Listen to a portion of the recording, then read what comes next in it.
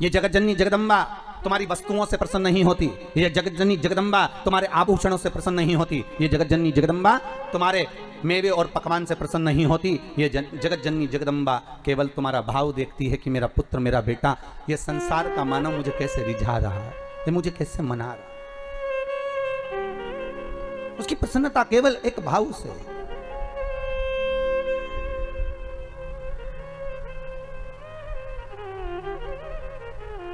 केवल एक भाव।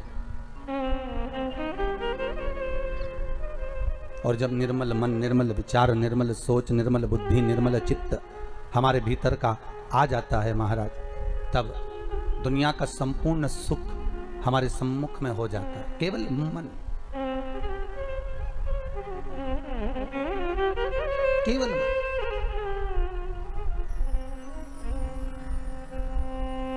और ये मन, ये चित्त, ये वृत्ति शिव के साथ जब लग जाए। भगवान शंकर का जब शिवलिंग प्रकट हुआ तो भगवान शंकर ने पूछा, मुझे प्रकट करने का कारण क्या था? क्या आप नारायण को यह पता नहीं था कि मैं आपका पिता हूं? क्या ब्रह्मदेव को यह मालूम नहीं था कि मैं इनका दादा हूं?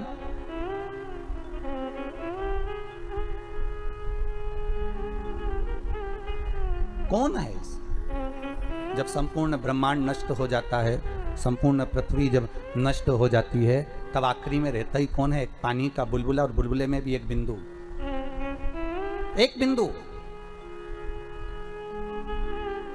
कभी ब्रह्म कुमारी आश्रम में जाकर देखिएगा, वहां से अगर आप ज्ञान प्राप्त करेंगे तो वहां की बहन जी बताती हैं कि मात्र अगर इस संसार की रचना का केंद्र बिंदु कोई परमात्मा है तो एक बिंदु है। वो बिंदु कोई दूसरा नहीं, आद्य शक्ति भगवान शिव ही, शंकर ही। उस ब्रह्म कुमारी आश्रम में बताया जाता है, बहन जी बताती हैं कि ये बिंदु ही शंकर है। उस शंकर से ही सर्व जगत की उत्पत्ति है। उस शिव से, उस शंकर से, उस कैलाशी से, उस त्रिकालदर्शी से सर्व जगत की उत्पत्ति है। जैसे मकड़ी जाले को बना देती है, और भगवान शंकर भी उसी तरह जाले को निर्मित कर देते हैं, संसार को निर्मित कर देते हैं। पर जब देखते हैं कि संसार के लोग मुझसे दूर हो गए, ये संसार के लोग भजन चित्त वृत्ति से दूर हो गए, इनके भीतर का अहंकार जाग गया है, अहमता जाग गई है, और दिन भर एक बात कहते हैं, मैं हूं, मैं कर रहा हूं। अगर मैं दुकान नहीं जाऊंगा तो काम नहीं होगा, मैं घर नहीं चलाऊंगा तो काम नहीं होगा, मैं फैक्ट्री नहीं चलाऊंगा तो फैक्ट्री नहीं चलेगी, अगर मैं नहीं होगा तो यह काम नहीं होगा। हर व्यक्ति के मन में केवल एक ही बात अड़ जाती है कि मैं हूं तो हो रहा है, मैं हूं तो होगा, अगर मैं नहीं होगा तो कुछ नहीं होगा।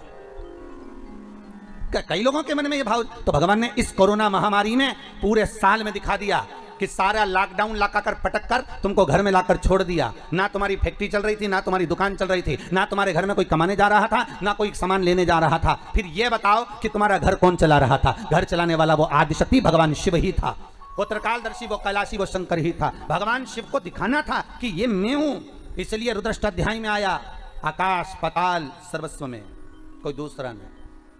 तलातल में मैं हूँ, रसातल में मैं हूँ, जलचर में मैं हूँ, थलचर में मैं हूँ, वायुचर में मैं हूँ, तुम्हारी श्वासों में मैं रमण कर रहा हूँ। तुम मुझे पहचान गए, फिर संसार सागर का कोई दुख तुम्हारे सम्मुख में नहीं आ सकता।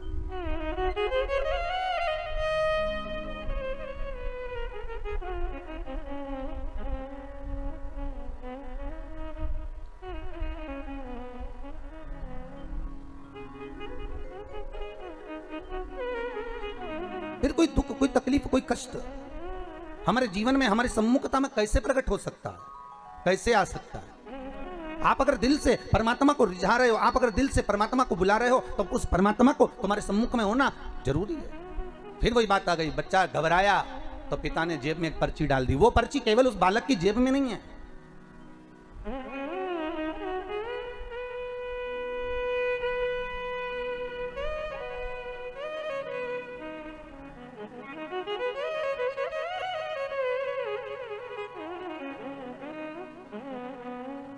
वो पर्ची केवल एक बालक की जेब में नहीं, वो पर्ची भगवान जब हमें पैदा किया, संसार सागर में जब उसने भेजा, माता के गर्भ से जब हमने जन्म लिया, वो पर्ची भगवान ने अपनी जेब में भी डालकर भेजी है। इस मन में एक पर्ची को रख दिया गया है कि जब तू दुख लगे, जब तुझे कष्ट लगे, जब तुझे लगे कि अब कोई साथ नहीं दे रहा, तब चिंता मत करना, वो पर्ची को निकाल लेना कि पीछे मैं खड़ा हूं, तो चिंता मत करना, मैं तेरे साथ में हूं। अगर सुख में हूं तो दुख में भी तेरे साथ में हूं। क्यों चिंता, क्यों चिंता? आज तीज है, सौभाग्यवती, केवल 7 दाने चावल के जल के पात्र में चंदन में भिगो कर डाल देने पर और उससे कामना कर कर आरोग्यता की कामना कर कर मात्र घर के जो मटका होता है, परिंदा होता है, उसके पास में समर्पित कर देने पर भगवान शंकर का नाम स्मरण कर कर जीव की रोग से मुक्ति भी हो जाती है। रोग नहीं घेरता उसको, आरोग्यता का अनुभव, आरोग्यता का सुख प्राप्त होता है। शिव महापुराण के लिए लोग कहते हैं, कई लोगों के, कई विप्रजन, कई ब्राह्मण जन भी पूछते हैं, गुरुदेव ये बताओ कि इतने सारे उपाय आप बताते हो पुराणों में से निकाल कर, और हम भी प्रयास करें इसको निकालने के लिए, तो हम कौन सी पुराणों में ढूंढे? तो आपसे भी निवेदन है, स्कंद पुराण से निकालिए, लिंग पुराण से निकालिए, नर्मदा पुराण से निकालिए, देवी भागवत से निकालिए, श्रीमद् भागवत से निकालिए, शिव महापुराण से निकालिए, गर्ग संहिता से निकालिए, पद्म पुराण से निकालिए, राधा वल्लभी से निकालिए, एक एक पुराण में से, एक एक चरित्र में से। और तो और हम तो सहज भाषा में कहते हैं कि गीता प्रेस गोरखपुर की सारी गीता प्रेस गोरखपुर के अंकों को लेकर आ जाइए, चाहे शिव अंक हो, चाहे सती अंक हो, चाहे पार्वती अंक हो, चाहे मानस अंक हो, चाहे धेनु अंक हो, एक एक भगवान गीता प्रेस का एक एक अंक खरीद कर लेकर आओ, कल्याण का एक एक अंक तुम्हारे पास में लेकर आओ, और उस अंक में से एक एक उपाय को निकालने का प्रयास करो। आपको सारे उपाय मिल जाएंगे जो इस व्यासपीठ से बताए जाते हैं। सारे उपाय आपके सामने आ जाएंगे कि जो व्यासपीठ से दिए गए, सारे उपाय आपके सम्मुख में, आप निकालो और उसको पढ़ो और उसको लाइए। बस दबा दिया गया। आज ढोंग, प्रपंच, छल ने, दुनिया के लोगों ने शिव महापुराण के उपायों को, शंकर की कथा को दबा दिया था।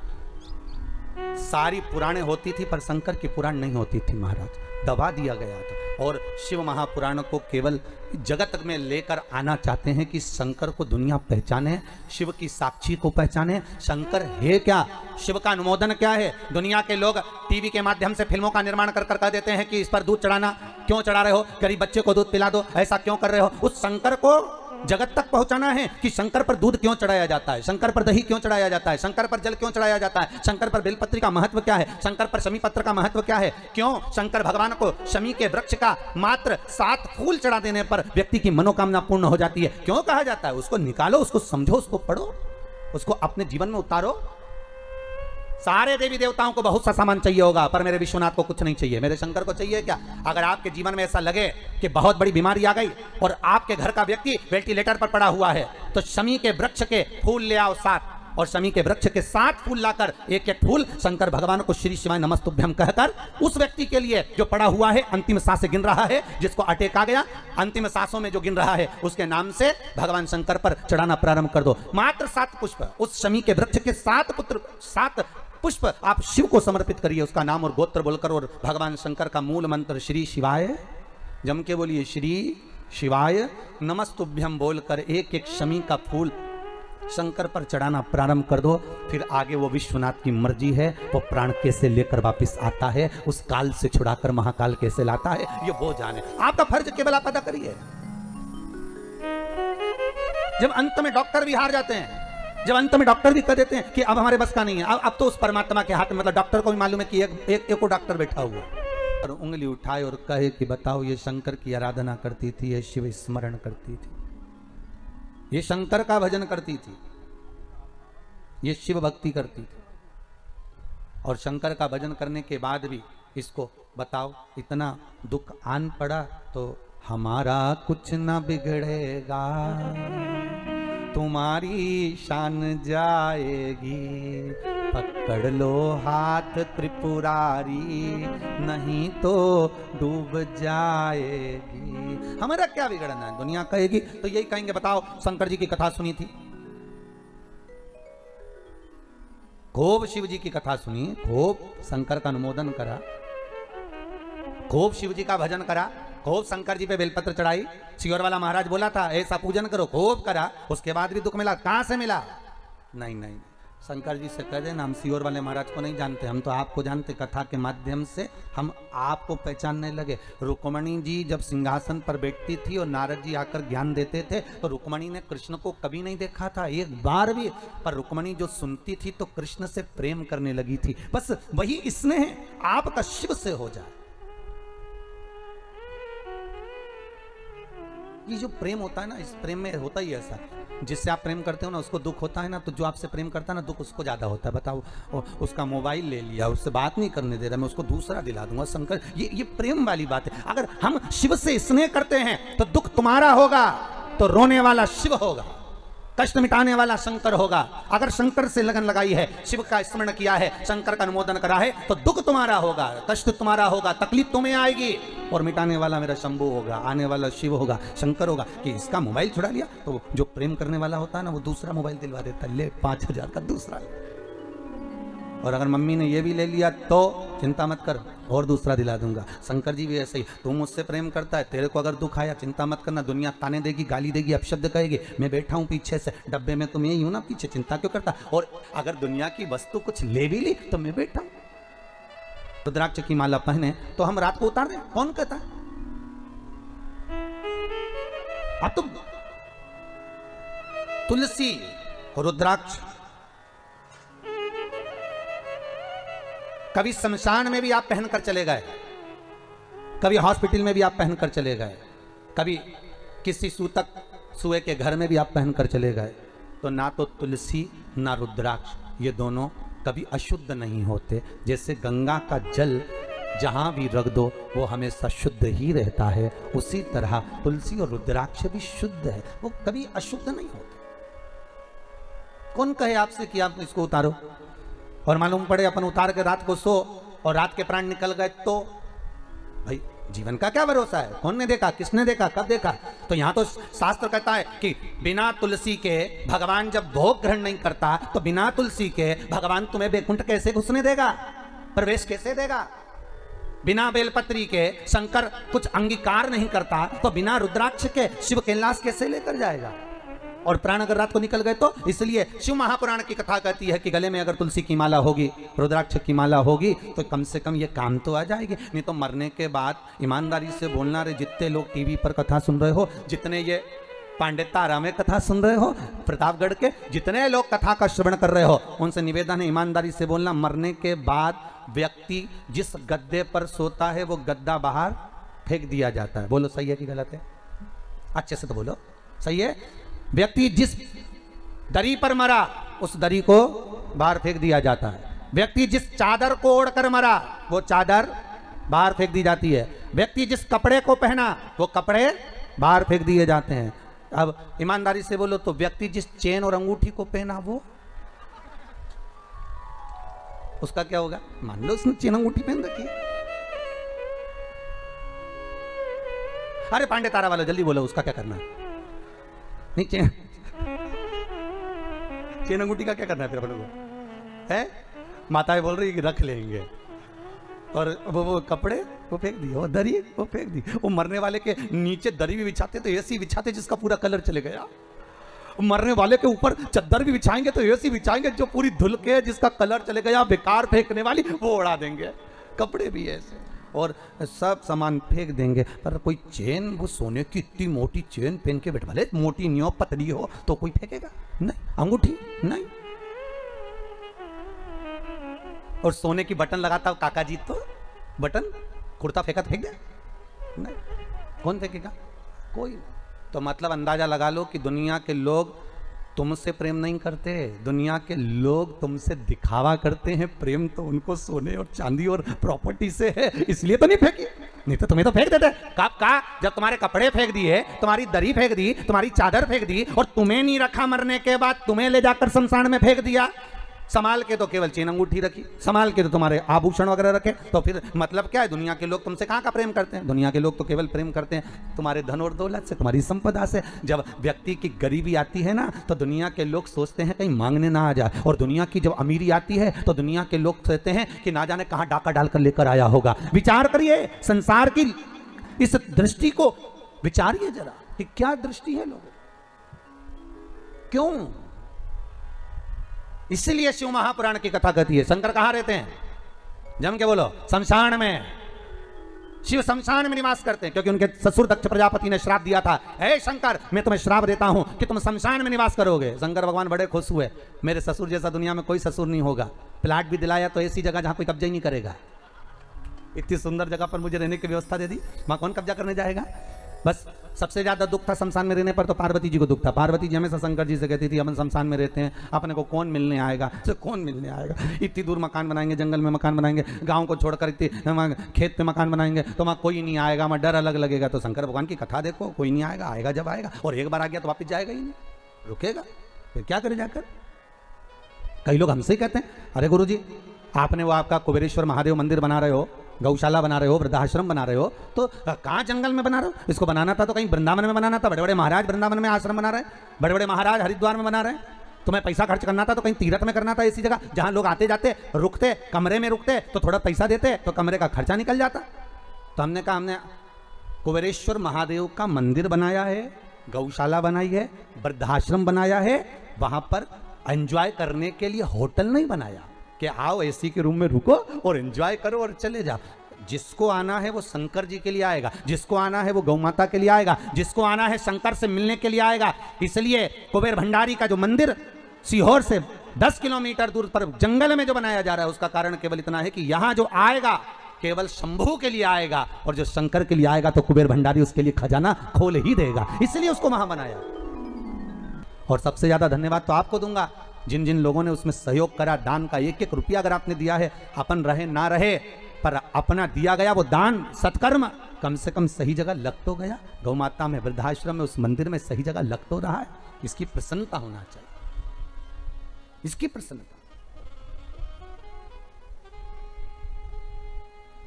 अपनी चित्तवृत्ति, अपना मन बनाओ, भगवान जहां कहे, शिव जी कह रहे हैं मैं शमशान में रहता हूं, शमशान में रहने में दिक्कत क्या है मुझे, मैं तो अलमस्त रहता हूं, मुझे कोई टेंशन नहीं है। पार्वती जी बोली कितना बुरा लगेगा लोगों को यहां आने में, शंकर भगवान बोले आने में बुरा लगेगा तो लगे, पर जो भी आएगा थोड़ी देर कम से कम बैठेगा तो सही हो।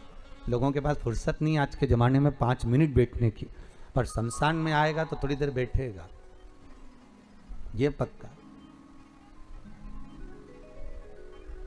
तू क्यों चिंता करती, छोड़ उसको। हमारी चित्तवृत्ति शिव में है, हमारा मन शंकर में है। इस मन को अगर शिव में लगा दिया तो शिव की दृष्टि हम पर है।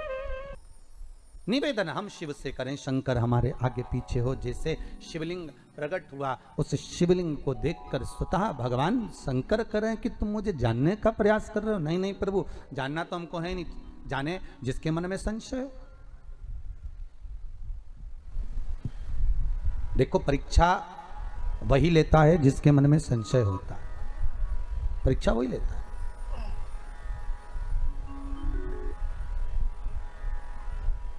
परीक्षा बोले जिसके मन में संशय हो।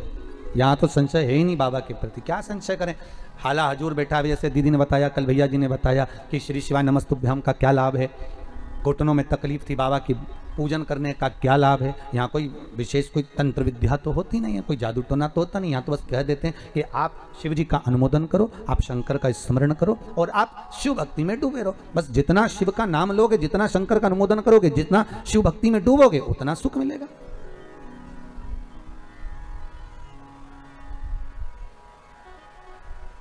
जपो, जपाओ और जपते रहो।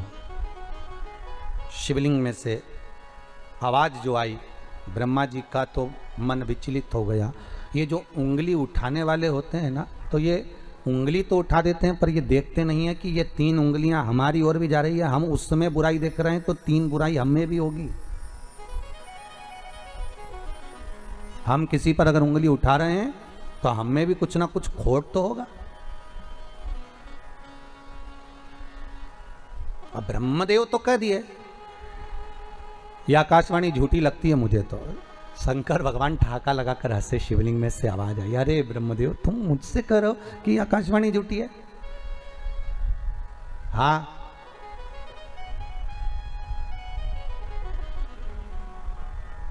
शिवलिंग जब प्रकट हुआ, उस शिवलिंग के 5 मुख निर्मित करे शंकर, केवल शिव केवल प्रामाणिकता देने के लिए। बहुत सुंदर चरित्र, जरा ध्यान दीजिएगा।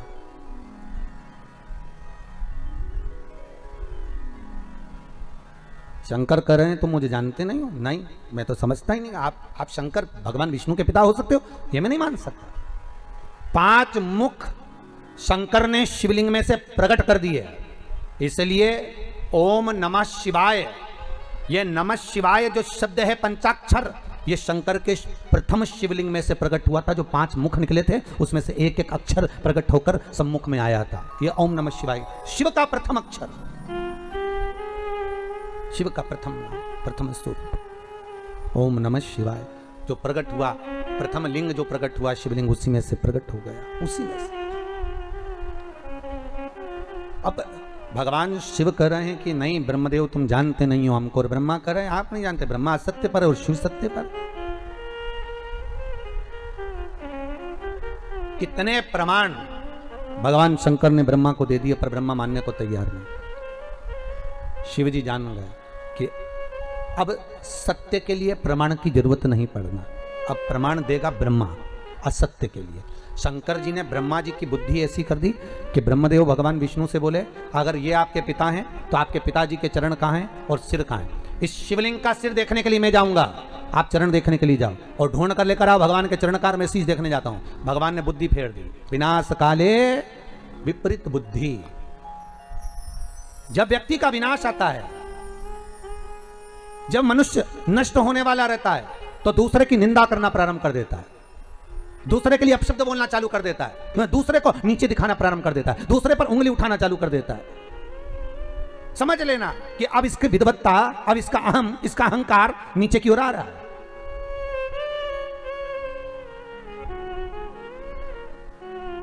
उठाओ उंगली, मना नहीं है, पर पहले सबूत सामने रखो। ब्रह्मा जी भी बार बार कह रहे हैं सिर कहाँ है, कहाँ है चरण? गए भगवान विष्णु ने कहा क्या चाहते हो ब्रह्मदेव? ब्रह्मदेव कह रहे हैं कि आप चरण ढूंढो। भगवान का ठीक है मैं जाता हूं चरण ढूंढने के लिए। शिवलिंग का चरण ढूंढने के लिए भगवान नीचे गए, ब्रह्मा शीश ढूंढने के लिए ऊपर गए। अब भगवान चरण ढूंढने गए, उनको चरण मिले ही नहीं, वापिस आ गए।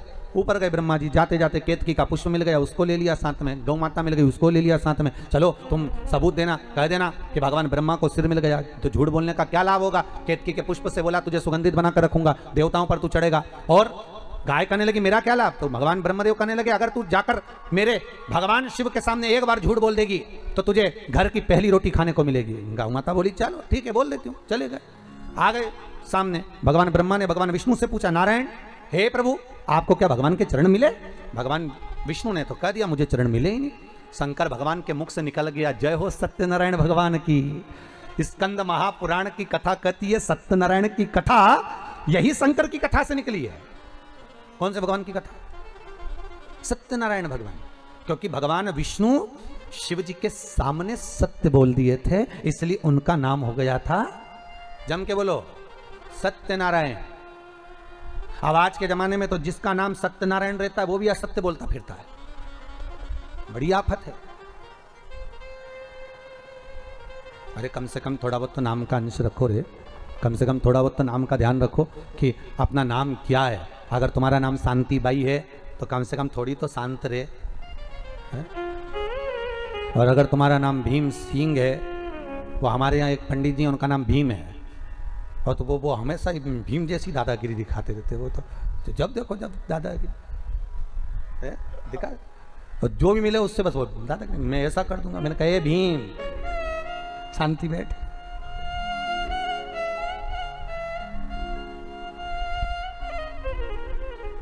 शांति में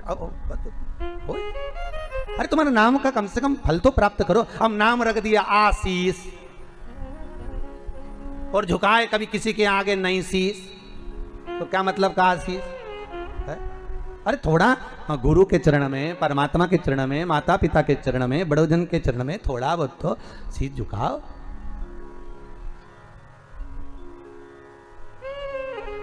थोड़ी नम्रता महाराज। प्रेम हो जहां, स्नेह हो जहां।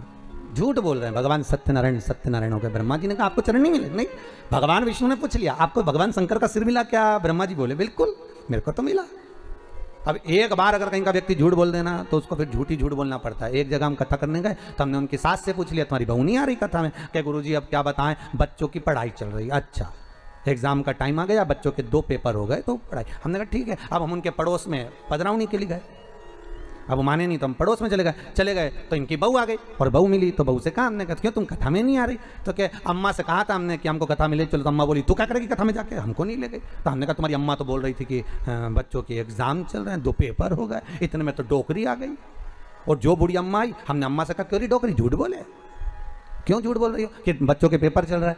अरे महाराज मैं मेरे बच्चों की थोड़ी ना कह रही थी, तो मैं तो पड़ोसी के बच्चे की कह रही थी। संसार से उठा ले, अब मुझे रहना ही नहीं, तू तो उठा ले। एक दिन लक्ष्मी जी ने भगवान विष्णु से कहा, भगवान जी रोज रोज कहती है उठा ले उठा ले उठा ला। तो भगवान बोले कोई झाड़ू है जो उठा ले, परंतु रोज रोज तो कह रही ना उठा ले। तो भगवान कहा ठीक है अब कल बोलेगी तो उठा लाऊंगा। उसने कल फिर, हे भगवान मैं तो थक गई, संसार में आकर फंस गई, तो मुझे उठा ले। भगवान सामने प्रकट हो गए, अम्मा चल मैं तुझे उठाने आया। अम्मा बोली मैं मेरी थोड़ी ना कह रही, लकड़ी का गट्ठा उठा ले, ये लकड़ी का गट्ठा उठा, मैं मेरी थोड़ी ना कह रही। अम्मा बोले तो मेरे पीछे पड़ गया, मुझे उठाने आ गया, फालतू हूं मैं। भगवान लक्ष्मी जी को देख के बोले बहुत चतुर है, पांडे तारा की है, साधारण नहीं है, कोई उठे।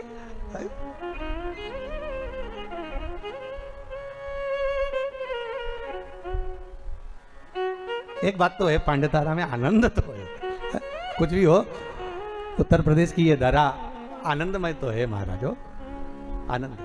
अब भगवान ब्रह्मा से कहा कि तुम बोलो, क्या तुम्हें सिर मिला? हाँ, आकाशवाणी हो गई, ब्रह्मा झूठ बोल रहे हैं, ब्रह्मदेव असत्य बोल रहे हैं।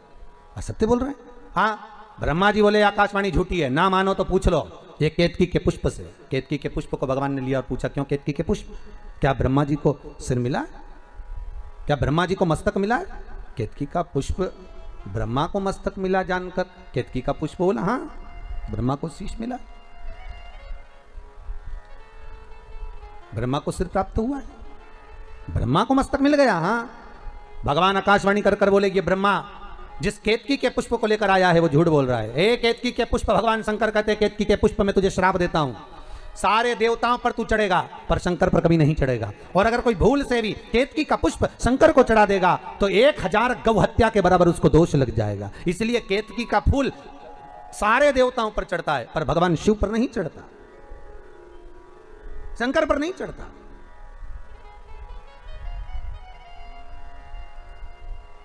शिव को प्रिय है पुष्प में आंक का पुष्प, जो आंकड़े का पुष्प होता है शंकर को बड़ा प्रिय है। और दूसरे नंबर पर शंकर को प्रिय है शमी का पुष्प, बहुत ध्यान देना महाराज। तीसरे नंबर पर शंकर को प्रिय है महाराज सरसों का पुष्प। सरसों होती है ना, जो राई अपन बोते हैं, सरसों बोते हैं, उसमें पीले कलर का जो पुष्प लगता है। हमारा तो निवेदन रहता है जब तक सरसों आए तो प्रयास करा करो कि सरसों के 108 पुष्प शंकर भगवान पर चढ़ाना प्रारंभ कर दो। महाराज ये पक्का है कि वर्ष भर कोई बड़ी बीमारी आपको घेर नहीं सकती अगर सरसों के फूल शिव को चढ़ रहे हैं तो। और प्रयास करना कि सरसों का जो पुष्प होता है, सरसों का जो फूल होता है महाराज, अगर कोई व्यक्ति को किडनी या लीवर से जुड़ी हुई कोई तकलीफ होती है या किसी व्यक्ति का एक्सीडेंट हो गया होता है और उसका कोई अंग रह गया हो, कोई शरीर का कोई भाग रह गया और वो काम नहीं कर रहा हो, जैसे किसी के पांव रह जाते हैं एक्सीडेंट के बाद, किसी का हाथ रह जाता है, या कोई अंग काम नहीं कर रहा हो, वहाँ ब्लड पहुँच नहीं रहा हो, वो जगह एकदम सुन्न हो गई हो, खाली पड़ गई हो, तो उसके लिए शिव महापुराण की कथा कहती है कि सरसों के पुष्प 11 शंकर जी के राइट भाग में, जहाँ शिव जी के गण दरवाजे के द्वारपाल मणिभद्र जिस जगह पर निवास करते हैं, कौन निवास करते हैं? मणिभद्र। शंकर जी के दरवाजे के द्वारपाल हैं मणिभद्र जी, तो मणिभद्र दरवाजे के द्वारपाल में राइट भाग में मणिभद्र जी विराजते हैं। मतलब राइट भाग कौन सा हुआ? जब आप मंदिर से बाहर निकलेंगे तो राइट भाग, मंदिर में प्रवेश करेंगे जब राइट नहीं होना चाहिए, आप मंदिर से जब जाएं तो राइट भाग। मतलब आप मंदिर से राइट से जाएंगे तो शंकर जी का भी राइट हो जाएगा, क्योंकि शिव जी ऐसे बैठे हैं तो शंकर जी का भी राइट हो गया, देवता उनका भी राइट हो गया, तो राइट भाग सीधा हाथ मणिभद्र जी का स्थान। 11 सरसों के पुष्प मणिभद्र के उस द्वार पर आप रख दीजिए, और मणिभद्र के द्वार पर रखकर अंदर जाकर 108 वापिस जब आप बाहर निकल रहे हैं, ये पुष्प आप रखने के बाद एक बार बाहर जाएंगे फिर वापस आएंगे मणिभद्र के रखने के बाद, और अंदर जाकर 108 सरसों के पुष्प शंकर को समर्पित करेंगे महाराज। उस सरसों के पुष्प जो शिव जी को आप समर्पित कर रहे हैं उसको वापस लेकर आएंगे। श्री शिवाय नमस्तुभ्यम बोलकर उस सरसों के पुष्प को महाराज सरसों के तेल की बोतल में उसको डाल लीजिए। शंकर भगवान को किसी भी प्रदोष में शाम के समय प्रदोष काल में उस तेल को वापस ले जाकर चढ़ा दीजिए शिव जी को, उसको वापस लेकर आ जाइए। उस तेल का प्रयोग आप नाभि में डालिए और जो शरीर काम नहीं कर रहा उस स्थान पर कम से कम 15 दिन 20 दिन तक उसकी मालिश करना प्रारंभ करिए। बाबा चाहेगा तो चलाने का प्रयास कर देगा और वो अंग वो शरीर काम करने लगेगा। मणिभद्र का स्मरण। श्री शिवाय नमस्तुभ्यम, सब बोलिए एक बार जमकर। श्री, अरे पहले बोल दिया, हमारे साथ तो बोलो। श्री शिवाय नमस्तुभ्यम। भगवान शिव के मंत्र का स्मरण कर कर करते सरसों का जो पुष्प है उसमें आनंद की अनुभूति है, आनंद की अनुभूति।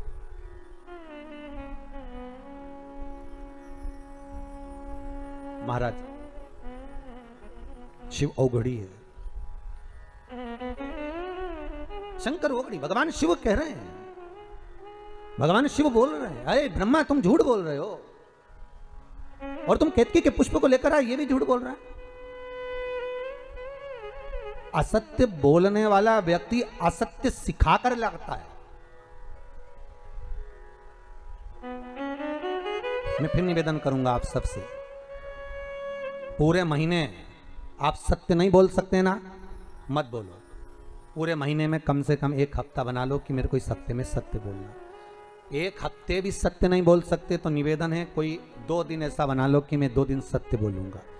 2 दिन सत्य नहीं बोल सकते तो शिव महापुराण की कथा कहती है कम से कम 1 दिन ऐसा बना लो कि मैं सत्य बोलूंगा। 1 दिन नहीं बना सकते तो कम से कम 2 घंटा ऐसा बना लो कि मैं सत्य बोलूंगा। 2 घंटा नहीं बना सकते तो कम से कम 1 घंटा बना लो कि मुझे सत्य सुबह 8 बजे से लेकर 9 बजे तक सत्य बोलूंगा। पर किसी को बताना मत ही सत्य तुम कि 1 घंटे में इसी समय पर सत्य बोलता हूं, नहीं तो उस समय पर पत्नी आ गई और उसने कुछ पूछ लिया तो अच्छा आपत तुम्हारी, फिर सत्य। एक गांव के बहुत विद्वान पंडित जी, बहुत विद्वान, खूब सत्संग करने वाले, खूब पूजन पाठ कराने वाले, खूब विद्वान पंडित जी, और चले गए नरक। तो गांव के लोग कुछ मरने के बाद नरक गए तो उन्होंने अपने पंडित जी को देखा, पंडित जी तुम यहाँ? पंडित जी बोले आओ। तो तुम्हें तो स्वर्ग जाना था, तुम नरक क्या कर रहे हो? पंडित जी बोले पत्नी के कारण आया। तो पत्नी ने कैसे भेज दिया कि रोज तैयार होकर मेरे सामने आके पूछती थी मैं कैसी लग रही। अब रोज मुझे झूठ बोलना पड़ता था कि तू बहुत अच्छी लग रही, भले बुरी लगे तो भी कहना पड़ता था कि अच्छी लग रही। अब उसके चक्कर में बेचारा नरक चले गए। तो तुमसे निवेदन है तुम भी अपने पति से कभी मत पूछा करो मैं कैसी लग रही। एक आध दिन सुबह के समय पर अगर वो सत्यवादी बनकर मुंह से बोल दिया, जैसे तुमने आकर पूछा क्यों जी कैसी लग रही, और पति बोल दे ऐसी लग रही जैसे हरी घास में भैंस चल रही, अब कितना बुरा लगेगा। तो इसलिए सत्य बेचारा बोल भी नहीं पाता कि बोले तो सत्य कैसे बोले।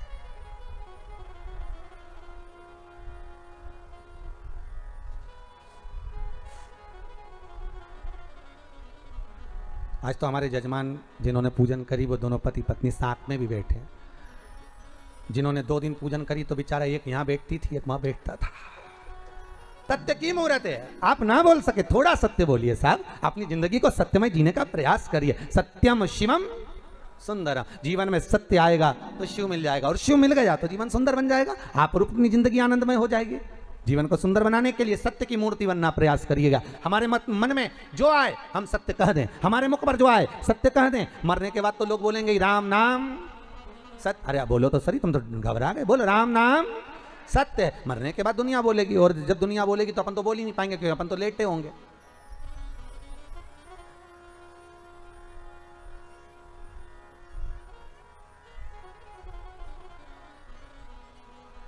सत्य बोलने का प्रयास करिए थोड़ा थोड़ा, ठीक है। एकदम सत्य निकालना भी बड़ा कठिन हो जाता है। एकदम अगर सत्य निकल भी जाए ना तो बड़ा कठिन। अब मुंह पर तो बोलना ही पड़ता है तुम साहब बहुत बढ़िया हो, साहब बहुत आनंद है, बहुत बढ़िया। अब मन से तो कचोट रहा है, काय को मुंबई छोड़ के यहाँ आ गए। बताओ, हमारी छाती पे मूंग दलने आए, इससे तो मुंबई में अच्छे थे।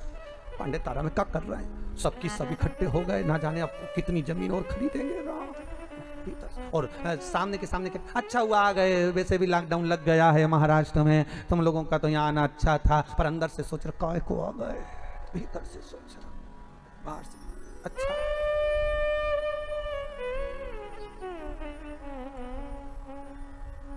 अच्छा तुम सोच तो रहे होगे महाराज कैसी कथा बाचे राम, अब ऐसी बातें महाराष्ट्र का तो काम है। पर अपनी जीवन में सत्यता को थोड़ा सा लाओ। अरे ब्रह्मा तुम झूठ बोल रहे हो, ब्रह्मदेव ने कहा मैं झूठ बोल रहा हूँ, केतकी का फूल झूठ बोल रहा है, तो गौ माता से पूछ लो। गौ माता को खड़ा करा, भगवान शिव ने पूछ लिया, बोल गौ माता क्या ब्रह्मा जी ने भगवान शंकर का सिर देखा है? तो गौ माता बोली हाँ ब्रह्मा जी ने सिर देखा। अब तो भगवान शिव को क्रोध आ गया, अरे गौ माता तू जगत की माँ कहलाती है, दुनिया के लोग तुझे पूछते हैं गौ माता, और तू कह रही है कि शंकर जी का सिर ब्रह्मा ने देखा है? मेरे सामने इस शंकर की साक्षी में तूने झूठ बोला है गौ माता। मैं तुझे श्राप देता हूं गौ माता, तेरा पूरा शरीर पूजा जाएगा पर तेरा मुख अपूज्य माना जाएगा। हिंदू धर्म में सारी परिक्रमा आगे से होगी पर गौ माता की परिक्रमा पीछे से होगी। हिंदू धर्म में सारा दान, कन्यादान, वस्त्रदान, मुद्रादान, स्वर्णदान, अन्नदान, सारा दान आगे से होगा पर गाय का दान पूंछ पकड़कर पीछे से होगा, क्योंकि तूने झूठ बोला है, तू असत्य बोली है। और तू असत्य क्यों बोल रही है? तू असत्य बोलने का कारण तेरा है क्या? क्यों असत्य बोली? केवल एक रोटी के लिए? और यही तो मनुष्य है साहब, मानव करता क्या? एक रोटी के लिए असत्य बोलता है, एक रोटी के लिए झूठ बोलता है, एक रोटी के लिए असत्यता का बिंदु पकड़ कर बैठता है, केवल एक रोटी के लिए।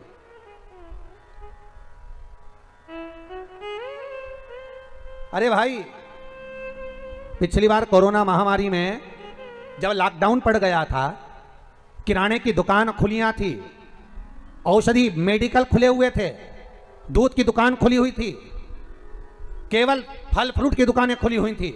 उस समय पर दुनिया के लोगों ने अपना भंडार भरने के लिए 1 रुपए की चीज को 4 रुपए महंगा कर दिया था, और अभी भी वही हो रहा है। मेडिकल वाले अभी भी 1 रुपए की दवाई को 10 रुपए ऊपर बताकर बेच रहे हैं, पर कितना बेचोगे साहब और कितना कमा लोगे? और मान लो वही जो दुनिया को बीमारी हो रही है अगर तुम्हें हो गई और मालूम पड़े वो तो महंगी सस्ती खरीद कर उसने तो कैसे पार कर कर कोरोना से लड़कर बाहर निकल गया, और मालूम पड़े जो तुमने असत्य बोलकर, झूठ बोलकर, छल कर कर, बेईमानी कर कर थोड़ा सा रुपया ज्यादा कमा लिया, और मालूम पड़े एक ही औलाद थी और निपट गई, तो क्या कर लोगे? इसलिए सत्य भाव में जितना कमाना है बाद में कमाना, 1 का 2 बाद में करना, 4 का 10 बाद में करना, पर जब तक सारा विश्व हाहाकार कर रहा है तब तक जितना बन सके उतना दुनिया के लोगों को सपोर्ट करना, दुनिया के लोगों को सहयोग करना। यह कमाने के लिए पूरी जिंदगी पड़ी है, पूरा जीवन पड़ा है सब कमाने के लिए। किराने का भाव बढ़ा देना बाद में, पर अगर अब लॉकडाउन पड़ रहा है तो उतने में ही सामान बेचना जितने का है, भले 2 रुपया कम कर दो, अपनी तरफ से दान और पुण्य करना प्रारंभ कर दो, क्योंकि ना जाने कौन सा धन आएगा, मालूम पड़े सब उजाड़ कर ले जाएगा। उस धन को बचाने का प्रयास करिए साहब। शिव महापुराण में एक कथा पहले भी कही थी, आज फिर कहते हैं। एक राजा बीमार पड़ गया, उस नगर के एक व्यक्ति का काम था, उसके पास में कमाई होती थी तो वो पैसा इकट्ठा कर कर बाजार में जाकर कोड़ियां खरीद कर लाता था। कोड़ियां देखिए, वो ऐसी छोटी छोटी कोड़ियां होती हैं, कोड़ियां खरीद कर लाता था और उन कोड़ियों को खरीद कर लाता और कोड़ियां ले जाकर ढेर सारी इकट्ठी करते जाता। पत्नी कहती इतनी कोड़ियां क्यों ला रहे हो? पति बोला कोड़ियां आन दे, अपना क्या जा रहा है, इकट्ठा करता गया करते गया, बारदान पर बारदान भरता गया, बोरे बोरे भरता गया, खूब कोड़ियां इकट्ठी कर ली। एक दिन नगर का राजा बीमार पड़ गया। अब नगर का राजा बीमार पड़ा, वेदों ने, औषधि देने वाले डॉक्टर ने कह दिया कि राजा का एक ही इलाज है, कोड़ियां लाओ, उसमें आग लगाओ, उसकी राख तैयार करो, राजा के शरीर पर मलो, राजा के शरीर पर मलोगे राजा ठीक हो जाएगा। अब कोड़ियां देखी तो बाजार में नहीं थी, नगर में देखी नहीं थी, भंडार गृह में देखी नहीं थी, कोड़ियां कहां गई? ढूंढ रहे हैं सब। किसी को मालूम पड़ा कि गांव का व्यक्ति रोज सुबह आता है और बाजार में से सारी कोड़ियां खरीद कर ले जाता है। उसके पास पहुंचे, तुम्हारे पास कोड़ियां? हाँ, पर मेरे पैसे की, मैंने इकट्ठी करी, मैंने पैसे से लाया हूं, फ्री की नहीं है मेरे पास। सारी कोड़ियां तुम्हारी है? हाँ। राजा बीमार पड़ा है, थोड़ी कोड़ियां दीजिए, ले जाओ। उन्होंने कहा झोला खोलिए, बैग खोलिए। इसने अंदर से कोड़ियां लाया, बारदान में से थाली पर हाथ फेरा, कोड़ी डाल दी, फिर लाया, फिर कोड़ियों पर हाथ फेरा, फिर कोड़ियां डाल दी। राजा के दूत कहने लगे, ए पागल, मूर्ख है तू, बेवकूफ है, कोड़ियां लाकर दे रहा है तो थाली पर हाथ क्यों फेर रहा है? डायरेक्ट लाला के डालता क्यों नहीं है? पूरा बारदान उठाकर क्यों नहीं दे देता? पूरा बोरा उठाकर क्यों नहीं दे देता? पूरा बैग उठाकर क्यों नहीं दे देता? महाराज, ये कोड़ियों में मैं वो कोड़ी ढूंढ रहा हूं, ना जाने कौन सी एक कोड़ी ऐसी आ गई जो मेरी इतनी कोड़ियों को, रखी रखाई कोड़ियों को लेकर चली गई। वो गांव का व्यक्ति सोच रहा है कौन सी कोड़ी थी, उस कोड़ी को ढूंढने का प्रयास कर रहा हूं। यही हमारी जिंदगी है। कोई बेईमानी की ऐसी कोड़ी तुम्हारे घर में ना आ जाए कि मालूम पड़े रखा रखाया भी सब लेकर चले जाए। कोई सत्य की कोड़ी ऐसी आती है, ईमानदारी की कोड़ी कोई ऐसी आती है, पुण्य की कोड़ी कोई ऐसी आती है, एक धन एक रुपया कोई सत्कर्म का ऐसा आता है कि घर में, गांव में, परिवार में शिव महापुराण की कथा करवा देता है। कोई रुपया, कोई कोड़ी ऐसी आती है जो सत्कर्म में लगा देती है, और कोई कोड़ी ऐसी आती है जो रखा रखाया भी बर्बाद कर कर चली जाती है। बगल परिवार को तो सोचना चाहिए कि पुण्य की कोई कोड़ी आपके पास आई होगी जो भगवान शंकर की कथा हो गई। तो कोई ऐसा धन मत कमाना, एक का दो कर मत कमाना। इस कोरोना महामारी में दुनिया का सपोर्ट करो, सहायता करो कि कोई धन ऐसा ना आ जाए कि मालूम पड़े हमारा रखा रखाया भी चला जाए, हमारी पूंजी, हमारा जीवन सब समाप्त हो जाए। उस कोड़ी को ढूंढना, फिर मत करो एक का दो। थोड़ा समय रुक जाओ भाई, थोड़ा।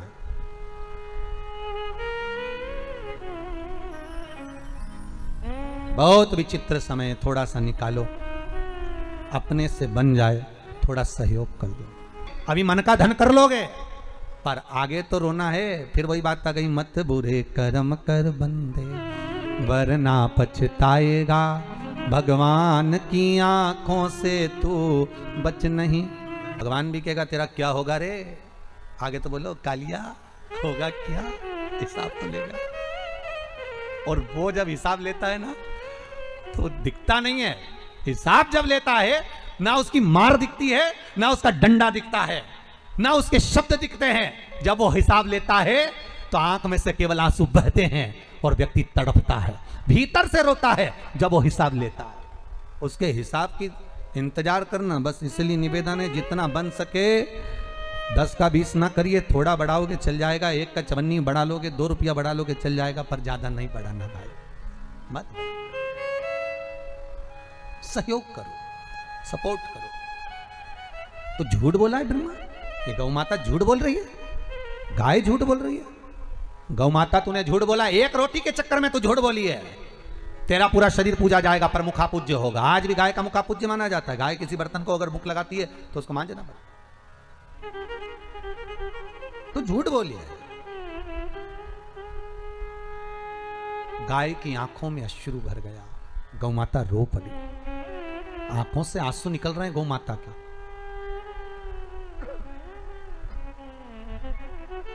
केवल मनुष्य नहीं रोता,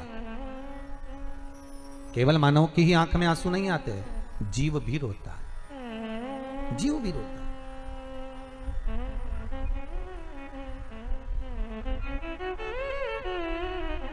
बस मनुष्य रोता भी है और मुस्कुराता भी। बोलो सही है कि गलत है? पर कोई जानवर, कोई जीव मुस्कुराता है क्या? नहीं। वो रोता हुआ उसके आंसू दिखे जाएंगे पर मुस्कुराता हुआ नहीं दिखे। और सीखो थोड़ा सा मुस्कुराना अपनी जिंदगी में। रोने की कला सिखाई नहीं जाती, भगवान पैदा करते से ही भेज देता है कि रोना है। रोना कोई सिखाता है क्या? अरे बोलो जम के। रोने की कला कोई नहीं सिखाता। पैदा होते से ही मां के गर्भ से बाहर निकलते से काए काए कर कर रोना पड़ता है, कोई नहीं सिखाएगा। पर मुस्कुराने की कला सिखाना पड़ती है और मुस्कुराना सीखना पड़ता है।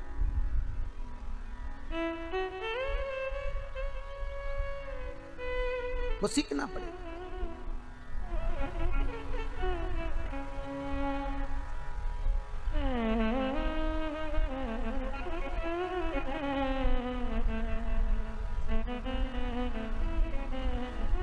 बस इस चित्तवृत्ति से हम अपने भी चेहरे पर प्रसन्नता लाएं और दूसरे के चेहरे पर भी प्रसन्नता लाएं। ब्रह्मा तुम्हारी जरा सी गलती में तुमने झूठ में शामिल करा गौ माता को, केतकी को शामिल करा, आखिर में उनको रोना पड़ा। ये रोना दूसरे की संगत से हो रहा है, दूसरे की संगत। किसी ऐसे का संग मत पकड़ना कि बाद में रोना पड़े।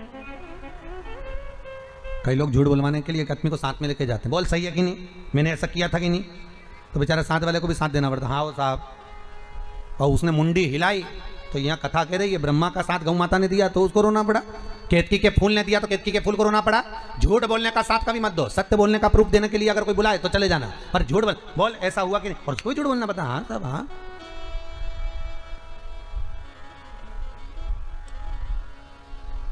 एक लड़के को देखने के लिए एक लड़की वाले आए, और लड़की वाले आए बेचारे 4 लोग, और लड़के वाले बैठ गए 20 लोग, और सब लड़के वाले की तारीफ करे, क्या जोरदार लड़का साहब, खूब जोरदार है, काम धाम बहुत बढ़िया, इनकी फैक्ट्रियां चल रही है जोरदार, अच्छा, दुकान धंधा पानी बहुत बढ़िया, अच्छा, लड़का देख लो कितना बढ़िया, बहुत बढ़िया, काम धाम भी बहुत बढ़िया, अच्छा हो, और लड़के के रिश्तेदार भी बहुत बढ़िया, अच्छा, सब तारीफ कर रहे हैं, सब देखने में भी अच्छा है। तो फिर किसी ने पूछा बोलचाल में अच्छा है कि नहीं है, बहुत बढ़िया, बोलचाल में भी अच्छा। अच्छा, लड़के को सिखा के बोला था कि बोलना मत ही, तू बस चुपचाप बैठे देना, तू मत बोल। तब वो लड़की की एक छोटी बहन साथ में आई थी, छोटी बहन गई कि हमारी जीजी के लिए हम आपको पसंद करने आए हैं, पास में जाके बैठ गई, पूछा तुम्हारा नाम क्या है, उसने बोलना चालू करा फूलचंद। अब 1 घंटे तक तो फूफू बोला और बाद में बोला फूलचंद। लड़की वापिस आकर अपने मम्मी से बोली अटका है, अटका।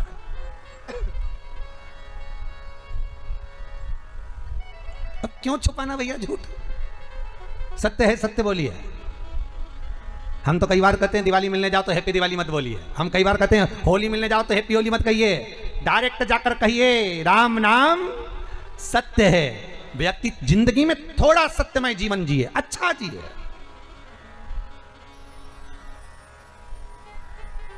सत्य की जिंदगी जियो और उस परमात्मा के सामने अपनी सारी गुनाहों को, उस परमात्मा के सामने अपने किए गए पापों को, हमारा निवेदन रहता है शंकर के मंदिर में जब जाओ एकांत में बैठकर बाबा को अपनी सारी गुनाहें गिनवा दो, अपनी सारी गलतियां गिनवा दो। मैं पापी, मैं कपटी, मैं छली, मैं प्रपंची, मैंने बहुत गलत काम किया, पर हूं तो आपका हूं, आपने बनाया, आपने पैदा करा और आपने जैसा बनाकर भेदा मैं वैसा हूं। बाबा से करो, विनती करो, निवेदन करो। आज ये कोरोना महामारी में आप अपनी गलतियों को परमात्मा के सामने कहो ना कि मैं गलती करा हूं, मैंने छल करा, मैंने कपट करा, मैंने बेईमानी करी, मैंने प्रपंच करा, मैं झूठ बोला, मैंने दुनिया पर उंगली उठाई, मैंने दुनिया में ऐब देखे। अरे भाई, एक व्यक्ति निकल कर जा रहा था, गुलाब के फूल को देखा तो कहता है कितना सुंदर गुलाब का फूल है, पर इसमें कांटे नहीं होते तो कितना अच्छा होता। आगे गया, कोयल कूक रही थी, कितना सुंदर बोलती है, पर कोयल काली नहीं होती तो कितना अच्छा होता। समुद्र का जल देखा, इतना सुंदर पानी, पर खारा नहीं होता तो कितना अच्छा होता। हर एक चीज में ये देख रहा है, हर एक चीज में गलती देख रहा है। इतने में गुलाब का फूल, कोयल और समुद्र का जल, तीनों ने मिलकर कहा, रे मनुष्य, तुझ में दूसरे की बुराई देखने की आदत नहीं होती तो तू कितना अच्छा होता। हमें ऐब देख रहा है, हमें बुराई देख रहा है कि कांटे नहीं होते, काली नहीं होती, खारा नहीं होता, पर अपने भीतर भी तो कपट देखो कि हमारे भीतर कितना भरा हुआ है। हम कितने छली हैं, हम कितने कपटी हैं, हमारे भीतर कितना प्रपंच भरा है। अरे भाई, कहना सरल है पर धारण करना कठिन है।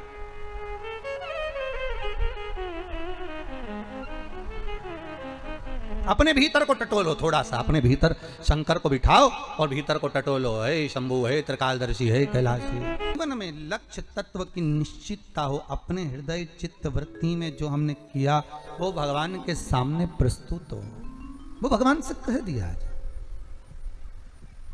और जब हम दिल की बात परमात्मा से कह देते हैं, जो जो कामनाएं व्यक्ति लेकर आता है, भाव लेकर, जो शिव महापुराण की, फिर निवेदन करूंगा, शंकर की कथा में अगर आप बैठे हो, और केवल यही पांडे तारा में ही नहीं, अपने घर में बैठकर भी अगर आप शिव महापुराण की कथा को भले मोबाइल पर, फेसबुक पर, यूट्यूब पर, आस्था चैनल पर अगर श्रवण कर रहे हो और विश्वास रखकर ये नवरात्रे में आप 7 दिन शिव महापुराण की कथा को सुन रहे हो तो इतना विश्वास रखना कि तुम्हारी कामना को 3 महीने में बाबा पूरा जरूर करेगा। जो कामना है बाबा देगा, उसकी यहाँ देरी नहीं होती। फिर कहूंगा ब्रह्मा सोच विचार कर देंगे, भगवान विष्णु का भाग्य के अनुसार देंगे। शंकर भाग्य नहीं देखते, वो तो तुरंत दे देते हैं, उनको तो देने से मतलब है, वो तो बस भाव देखते हैं और प्रदान कर देते हैं, वो सोचता नहीं। जिस कामना से आयो, एक बहन जी कोई काशी से आई हुई है हमारा, उनके पति का एक्सीडेंट हो गया था, पाँव में तकलीफ है, आप ही लोग आए हुए हैं। बाबा चाहेगा तो आज भले आप व्हील चेयर पर आए हैं, पर बाबा चाहेगा तो अगली कथा में जब भी मिलना होगा तो बाबा आपको पैदल लेकर आएगा, ये विश्वास रखिएगा। बाबा कृपा करे, भगवान की कथा रसतत्व ग्रहण करें। सरसों के फूल वाला जो उपाय बोला है वो आप ही के लिए है, बाबा कृपा करे आप उसको धारण करें। भगवान शिव ओघड़ी है, शंकर दानी है, शंकर कृपालु है। रोइए मत, तो बाबा ने अच्छे दिन दिए हैं, बाबा की कृपा ही है ये, तो बाबा खुश बुलाया है।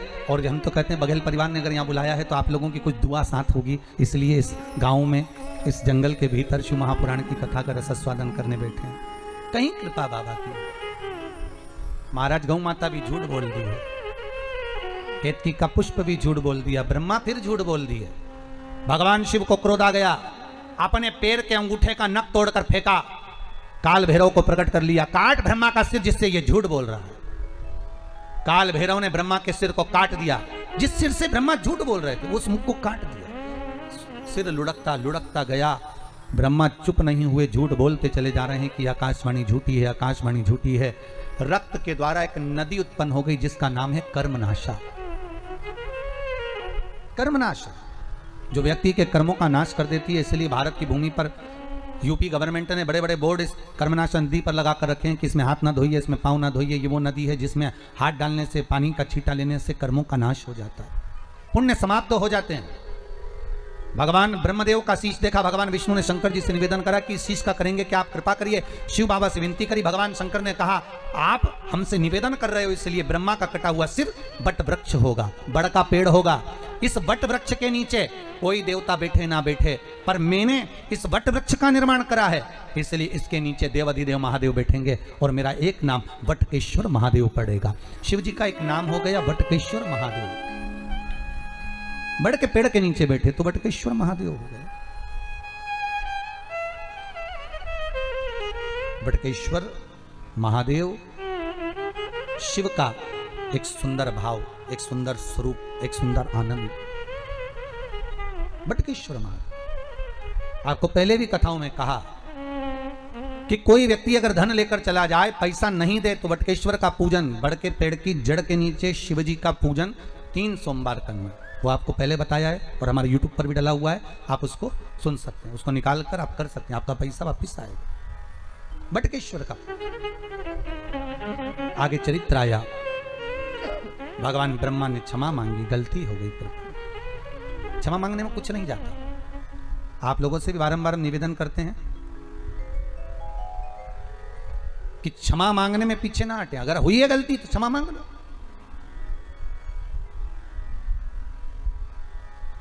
क्या जा रहा है पर एक छोटा सा शब्द है स्वारी, पर बोलने में लोगों की जिंदगी निकल जाती है केवल इस शब्द को बोलने में कि साहब गलती हो गई, हो गया होगा, हमारे मुख से निकल गया होगा, आप शब्द बोल दिया होगा, क्षमा कर दो, हो गए। और इतना सा शब्द बोल देना व्यक्ति तो बस वो ही आनंद हो जाए, इतना सा शब्द।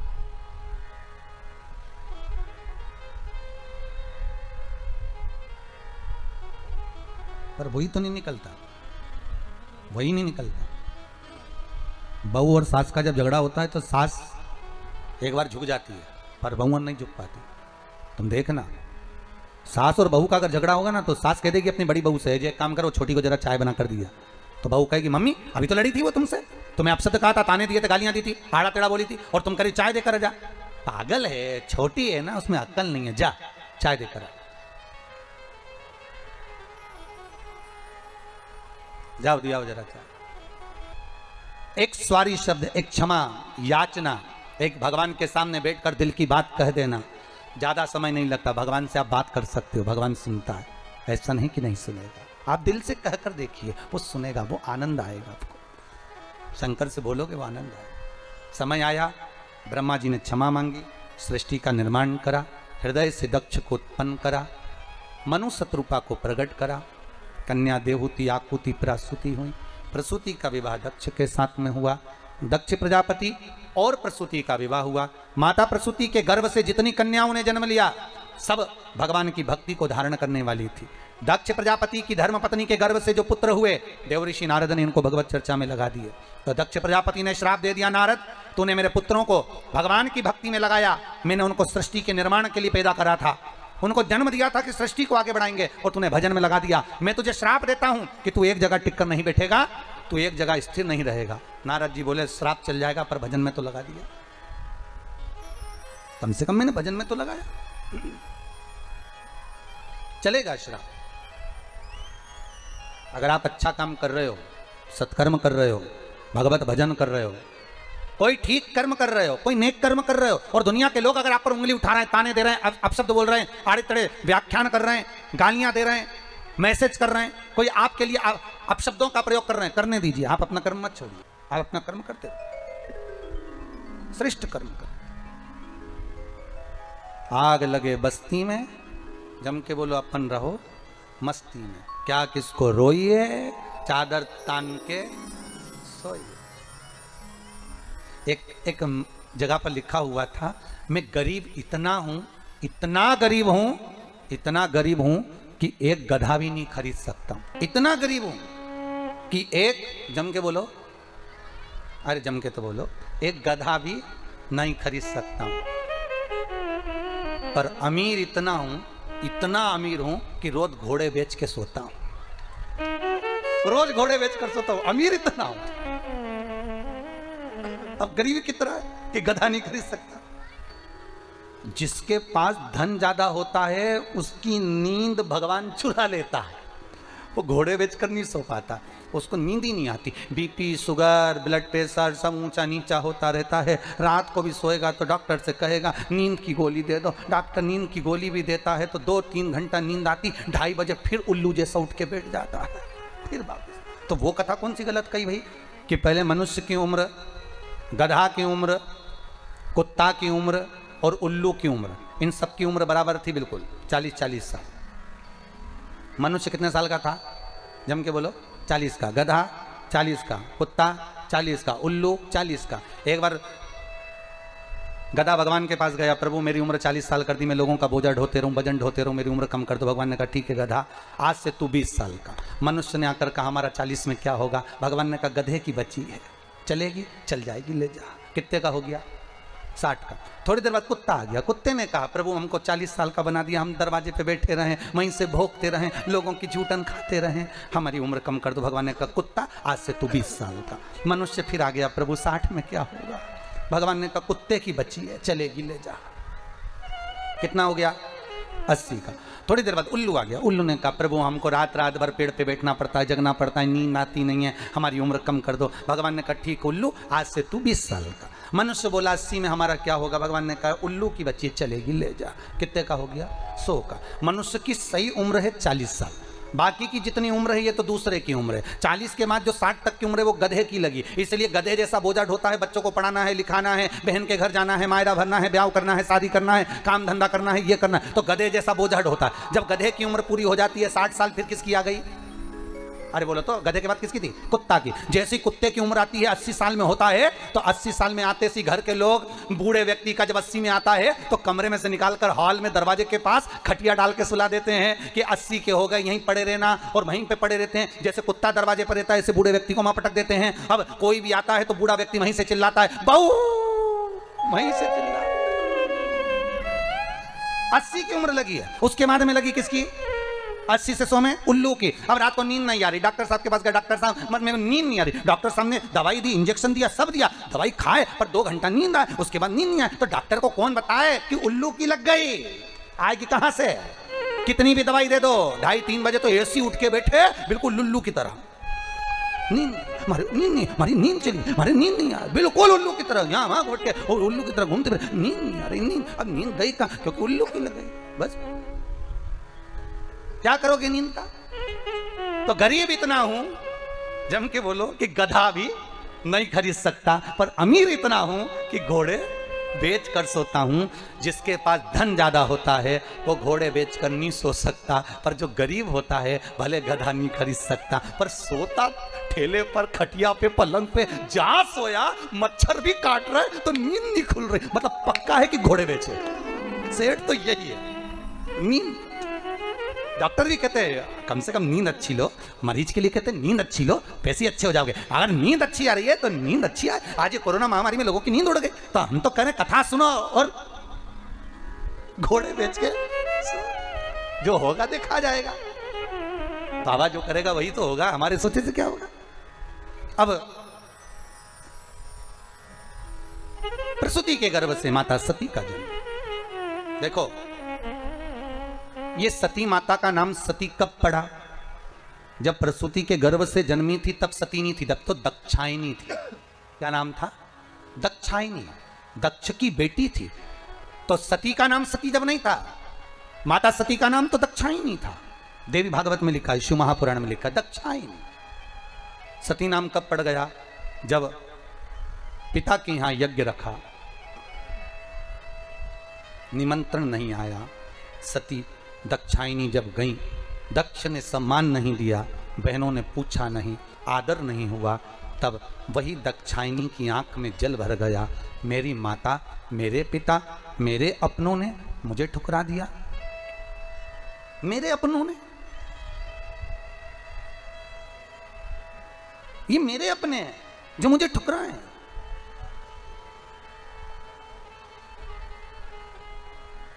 फिर वही वाली बात आ गई, मैं तेरा हूं तू मेरा है,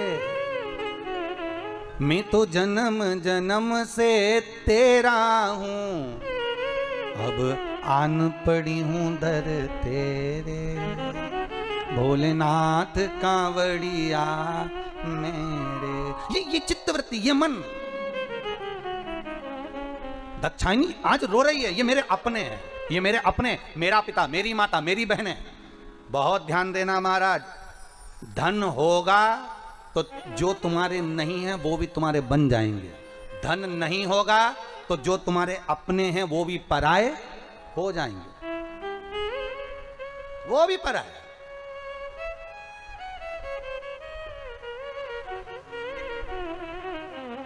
अरे सुख के साथी हजारों थे, जब दुख पड़ा तब कोई नहीं, वारी दुनिया मतलब की दुनिया में किसी का कोई नहीं। जब धन था, ढेर साथी, बहुत भैया जी, भाभी जी, काकी जी, बुआ जी, सब ऐसे जुड़ गए, अब तो सब सम्मान दे, आदर करे। तो आदर तुम्हारा नहीं हो रहा रे, आदर तो तुम्हारे धन का हो रहा है, सत्ता का हो रहा है, वैभव का हो रहा है। तुम्हारा आदर होता होता तो जब तुम गरीब थे तब आदर होना था। आदर तब होना था जब कुछ नहीं था। देख लिया, समझ गए। दक्ष प्रजापति की सभा में दक्षायनी ने अपना शरीर कुंड में सौंप दिया। जब दक्षायनी यज्ञ की अग्नि में कूदी तब वो कहलाई सती, तब तक वो सती नहीं थी, कूद गई। शिव जी को मालूम पड़ा, शंकर भगवान क्रोध में लाल हो गए, गणों को भेज दिया। दक्ष प्रजापति का शीश कटकर अग्नि में गिर गया। देवताओं ने शंकर जी की स्तुति करी, भोलेनाथ कृपा करो, इनका शीश जोड़ना जरूरी है, अगर यजमान जीवित नहीं होगा तो फिर यज्ञ कैसे होगा। तब यजमान को बकरे का मुख लगाया। काय का मुख लगाया? बकरे का।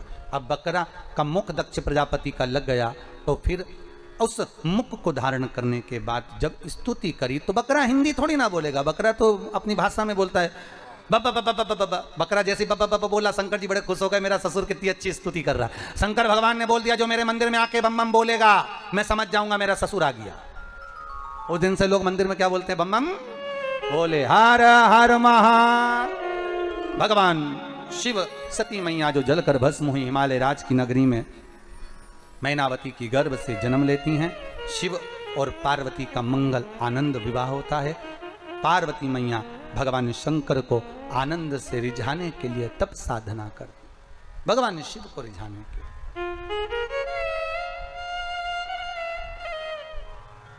और ऐसी तप साधना, मृग चर्म को धारण करने वाला, मृगछाला को पहनने वाला अड़बंग, और शिव को रिझाने के लिए पार्वती अपना सर्वस्व निछावर करती है। भगवान को रिझाने के लिए माता पार्वती तप साधना करती है और शिव फिर दूल्हे के रूप में प्राप्त होते हैं। पार्वती दुल्हन बनती है, शंकर दूल्हा बनता है। पार्वती को बनी कहा, शिव जी को बना कहा। हमारे यहाँ, आपके इधर उत्तर प्रदेश में होता कि नहीं होता पता नहीं, पर हमारे इधर तो लड़के की शादी होती है तो 8 दिन पहले से बना जी गाते हैं, और लड़की की शादी में बनी जी गाते हैं। इधर गाते हैं तो हमारे यहाँ बना जी बनी जी गाते हैं, और दूल्हे को कहते बना और दुल्हन को कहते बनी, और दोनों में ही नहीं बनी तो काय का बना और काय की बनी। भाई बने तो समझ लो कि बना और बनी है। दोनों का प्रेम, दोनों का आनंद बना रहे। और दूल्हे के इसलिए गाते बना जी मतलब बना के चलना जी, जैसी मिली निभा, भले वो लड़े झगड़े प्रेम करे और निभा, क्योंकि बना जी बना के चलो। और बनी का मतलब है बनी रहियो, दौड़ दौड़ के मायके मत आइयो, नहीं तो गुस्सा होके फिर मायके आ जाए, मैं तो चली ये।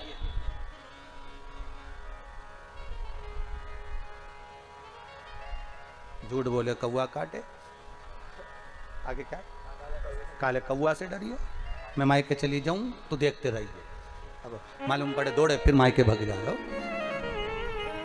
बार बार जावे सो का मतलब तो बनी रही हो। शंकर की बारात आ रही है, बड़े प्रेम से आनंद से शिव दूल्हा बनकर, भगवान शंकर दूल्हा बनकर। आज अपन कथा में भगवान शिव की बारात का आनंद लेंगे। कल की कथा में सुंदर प्रसंगों को आगे बढ़ाते हुए भाव भक्ति से अग्रणी होंगे। दोनों हाथ उठाकर एक बार प्रेम से हर हर महादेव, हर हर महादेव, हर हर महादेव।